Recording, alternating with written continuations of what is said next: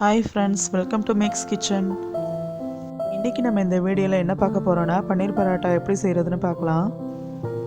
வீடியோக்குள்ள போறதுக்கு முன்னாடி என்னோட சேனலை சப்ஸ்கிரைப் பண்ணலைனா மறக்காம சப்ஸ்கிரைப் பண்ணி வச்சுக்கோங்க. பக்கத்துல உள்ள பெல் ஐகானையும் கிளிக் பண்ணிக்கோங்க. அப்பதான் நான் போடுற வீடியோ நோட்டிஃபிகேஷன் உங்களுக்கு வரும். சரி வாங்க வீடியோக்குள்ள போகலாம். இப்போ இதுக்கு நான் 2 கப் கோதுமை மாவு எடுத்துருக்கேன். அதுக்கு தேவையான அளவு உப்பையும் சேர்த்துக்கலாம். இது கூட நான் இப்போ 3 டேபிள் ஸ்பூன் ஆயில் ஊற்றிக்கிறேன். இப்போ வந்து நம்ம இந்த உப்பு ஆயில் இதெல்லாம் நல்லா அந்த மாவில் படுற மாதிரி மிக்ஸ் பண்ணிக்கலாம்.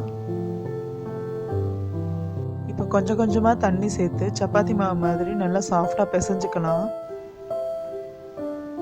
மாவு எந்த அளவுக்கு நல்லா அழுத்தம் கொடுத்து பிசைகிறோமோ அந்த அளவுக்கு சப்பாத்தி நல்லா சாஃப்டாக வரும்.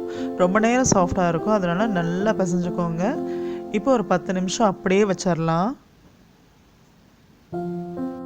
இப்போ நம்ம ஸ்டஃபிங் ரெடி பண்ணலாம். அதுக்கு பன்னீர் ஒரு 200 கிராம் எடுத்திருக்கேன். அதை இந்த மாதிரி துருவிக்கலாம். இப்போ பன்னீர் நல்லா துருவியாச்சு. இப்போது 2 மிளகாய் கட் பண்ணி வச்சுருக்கேன், பச்சை மிளகாய், அதை போட்டுக்கலாம். ஒரு பெரிய வெங்காயம் கட் பண்ணியிருக்கேன், அதையும் சேர்த்துக்கலாம். கொஞ்சம் கொத்தமல்லி தழை, அதுக்கு தேவையான உப்பு. ஏற்கனவே மாவுலையும் உப்பு போட்டிருக்கோம், அதனால் இதுக்கு பார்த்து போட்டுக்கோங்க. இப்போ இது கூட கொஞ்சம் garam masala 1/2 tablespoon, 1 tablespoon ஜீரகத்தூள் சேர்த்துக்கலாம்.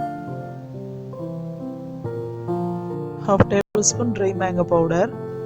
இப்போ இதெல்லாம் நல்லா சேர்த்து மிக்ஸ் பண்ணிக்கலாம். அவ்வளோதான், இதுக்கு வேறு எதுவும் தேவையில்லை. Stuffing ready. ஸோ இப்போ 10 நிமிஷம் ஆயிடுச்சு. கொஞ்சம் வரமாவு எடுத்துருக்கேன். திரும்பவும் நீங்கள் ஒரு 5 நிமிஷம் நல்லா இந்த மாவு பிசைஞ்சுக்கோங்க.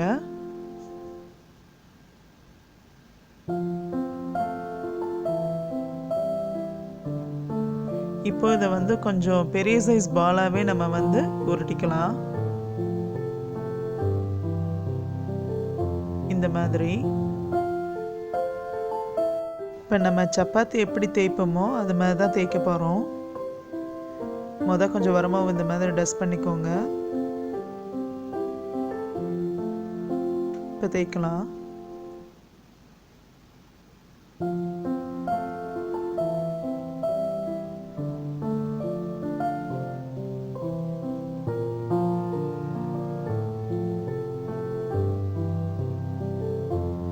இப்போ சென்டரில் அந்த ஸ்டஃபிங் அந்த பன்னீர் 3 ஸ்பூன் வரைக்கும் வைக்கிறேன்.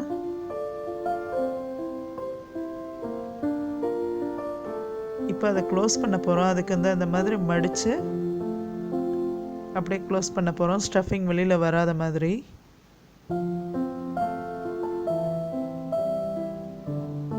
இதே மாதிரி பண்ணுங்க. இந்த மாதிரி ரோல் பண்ணோன்னா மேலே கொஞ்சம் மாவு வரும், அதை எடுத்துடலாம். திரும்ப நல்லா ப்ரெஸ் பண்ணி இப்போ தேய்க்க போகிறோம். இந்த மாதிரி மாவு தூவும் போது அது ஒட்டாமல் வரும். கொஞ்சம் மெதுவாகவே ப்ரெஸ் பண்ணி தேய்ங்க. அதாவது ரொம்ப அழுத்தம் கொடுக்காதீங்க, இல்லைன்னா அந்த ஸ்டஃபிங்லாம் வெளியில் வந்துடும். சாஃப்டாகவே தேய்ச்சிக்கலாம்.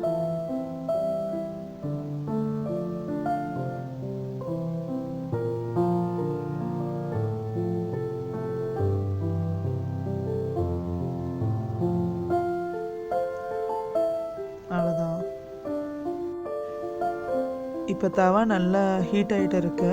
அதில் கொஞ்சம் எண்ணெய் ஊற்றி இப்போ இந்த பராத்தாவை இதில் போடலாம். இது பண்ணும்போது அடுப்பை சிம்லேயே வச்சுக்கோங்க. ரொம்ப பெருசாக வச்சா அது வேகாத உள்ளெல்லாம். ஸோ இப்போ ஒரு சைடு நெய் ஊற்றிக்கலாம். அப்பப்போ மாற்றி திருப்பி போட்டுக்கோங்க. ஸோ இப்போ இன்னொரு சைடு திருப்பி போட்டு அதுலேயும் நெய் ஊற்றிக்கலாம்.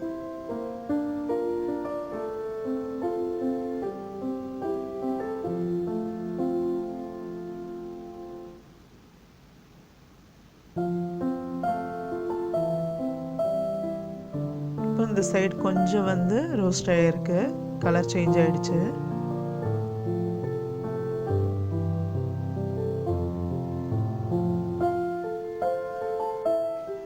இப்போ 2 சைடுமே நல்லாவே ரோஸ்ட் ஆகிடுச்சு, நல்லா வெந்துடுச்சு, கலரும் சேஞ்ச் ஆகிடுச்சு பாருங்க. அவ்வளோதான். இப்போ உங்களுக்காக இன்னொன்று செஞ்சு காமிக்கிறேன். மாவு வந்து டஸ்ட் பண்ணிக்கிறேன். இப்போ இன்னொரு உருண்டை எடுத்து அதை நல்லா இந்த மாதிரி தேய்ச்சிக்கலாம்.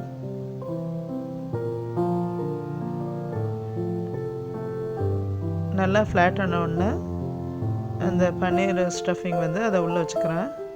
அப்புறம் அந்த மாதிரி க்ளோஸ் பண்ணிக்கிறேன். இப்போ க்ளோஸ் பண்ணும்போது மேலே கொஞ்சம் மாவு வரும், அதை எடுத்துகிட்டு கொஞ்சம் நல்லா ப்ரெஸ் பண்ணிவிட்டு திரும்பவும் தேய்க்க போகிறேன். ஸ்டஃபிங் வெளியில் வராத மாதிரி பார்த்து தேய்ச்சிக்கணும். இதே மாதிரி எல்லாமே செஞ்சுக்கலாம்.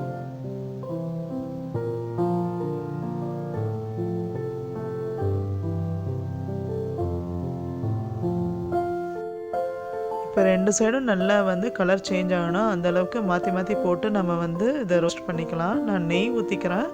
நீங்கள் நெய் ஊற்றலாம், இல்லை எண்ணெய் கூட ஊற்றிக்கலாம், ஒன்றும் பிரச்சனை இல்லை. நெய் ஊற்றும் போது டேஸ்ட் இன்னும் ரொம்ப நல்லா இருக்கும். ஸோ இப்போ இதுவும் ரெடி ஆகிடுச்சு. இப்போ சாஃப்டான பன்னீர் பராத்தா நல்லா ரெடி ஆகிடுச்சு. இந்த பன்னீர் பராத்தா சைட் டிஷ் வந்து நீங்கள் பிக்கிள் வச்சுக்கலாம், இல்லைன்னா கர்டு வச்சுக்கலாம், நல்லாயிருக்கும். இந்த பன்னீர் பராத்தா நீங்களும் ஒரு டைம் செஞ்சு பார்த்து எப்படி வந்துச்சுன்னு எனக்கு கமெண்ட் பாக்ஸில் கமெண்ட் பண்ணுங்கள். இந்த வீடியோ உங்களுக்கு பிடிச்சிருந்தால் லைக் பண்ணுங்கள், உங்கள் ஃப்ரெண்ட்ஸ் அண்ட் ஃபேமிலிக்கு ஷேர் பண்ணுங்கள். தேங்க்ஸ் ஃபார் வாட்சிங் ஃப்ரெண்ட்ஸ்.